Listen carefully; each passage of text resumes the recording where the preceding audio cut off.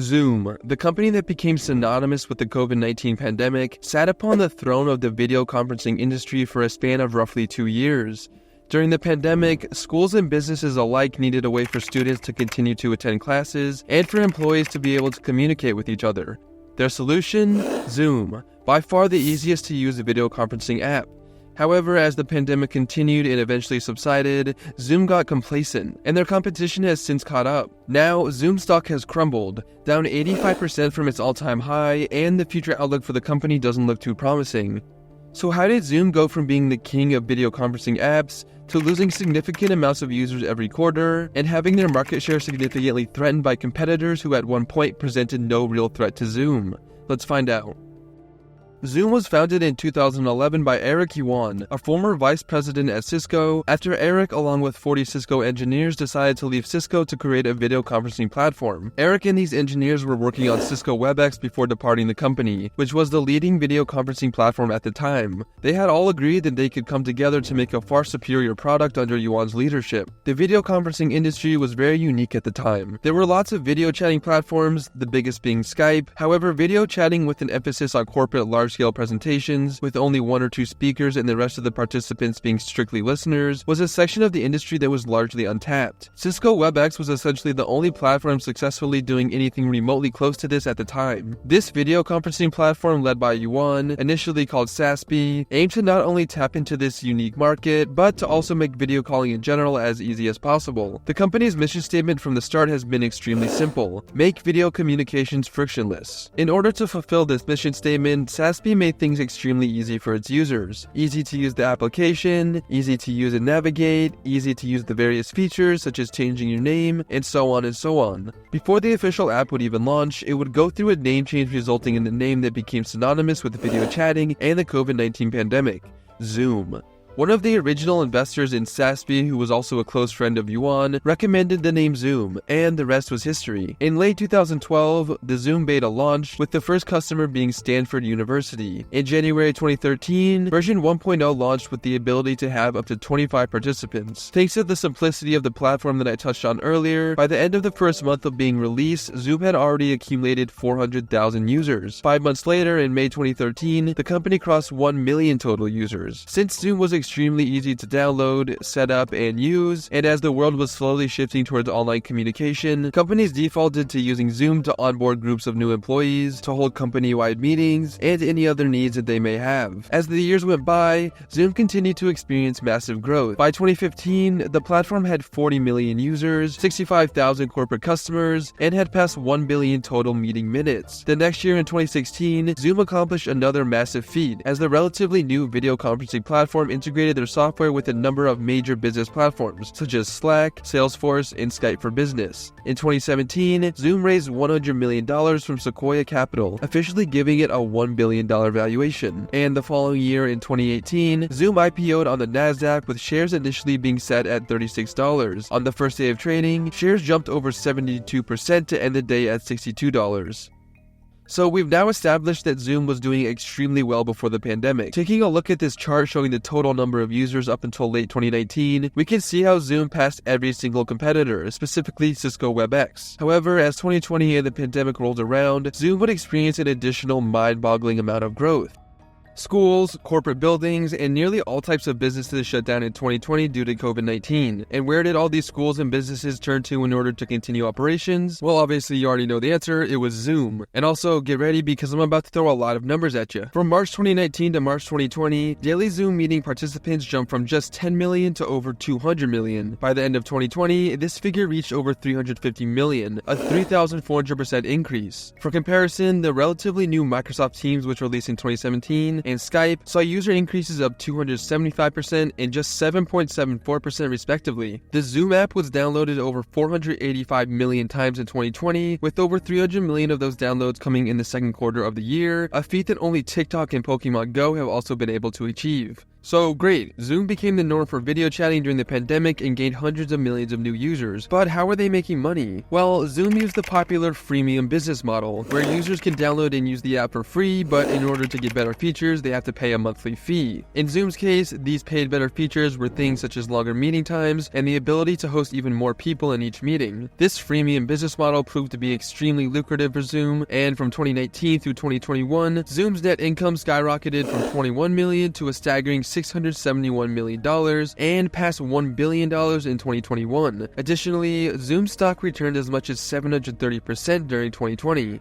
Zoom's biggest competitors, services like Skype and Microsoft Teams, saw growth during the pandemic that was merely a fraction of Zoom's. And looking at a graph of Google search trends from back in 2020, we can see that Zoom was light years ahead of their competitors. It wasn't even close. The search trend lines for WebEx, Skype, and Teams are all so low that they essentially overlap each other. Meanwhile, Zoom's line is always significantly above them. There was never a time when Zoom was not significantly more popular than everyone else. So why exactly is this? How was Zoom able to solely capture all niches of the video conferencing industry during this time, as the app peaked at 90,000 educational institution customers and jumped from 82,000 business customers in 2019 to over 470,000 in 2020? The answer to Zoom's unique rising growth is in part due to the company's ease of use that we touched on earlier in the video. As employers and recruiters face the challenge of interviewing and onboarding hundreds or even thousands of employees, they turned to the easiest option, which was Zoom. Zoom was easy for all ages to understand, as the UI or user interface was extremely intuitive and easy to use. The visual appeal of video tiles and patterns and the ability to do various things such as take polls and react with emojis cannot be overlooked. Additionally, cultural phenomenons that garnered massive social media attention such as Zoom bombs, which were uninvited guests joining private Zooms to mess with the participants, as well as common sayings such as "let's hop on a Zoom," also played small but significant roles in Zoom's rise to the top of the industry. For example, no one was saying "let's hop on a Microsoft Teams," it just didn't have that ring to it. However, another portion of Zoom's success can be attributed to their competitors simply dropping the ball. Microsoft Teams' lackluster performance during the pandemic can be attributed to it being a new platform without a solid user base like Zoom had pre-pandemic, as well as Teams initially focusing on chat rather than video. On the other hand, Skype completely fumbled during this time. As I already mentioned, the company grew just 7.74% from 2019 to 2020. As Zoom's biggest competitor, how did Skype fail so miserably during this time? Well, this is in large part due to Skype focusing too little on the core capabilities of video conferencing in the years leading up to the pandemic. Instead, they focused far too much of their efforts on trying to become the new Snapchat by adding useless filters and things of that sort. Comedian Hassan Minhaj summed it up perfectly in his Netflix comedy show in May 2020. By the way, Skype, how did you drop the ball here? This was your moment. You had a 17-year head start, and Zoom ate your lunch in 2 weeks. Dude, you're a verb no one does. Your friend will be like, "Hey man, let me Skype you." Cool, send me the Zoom link.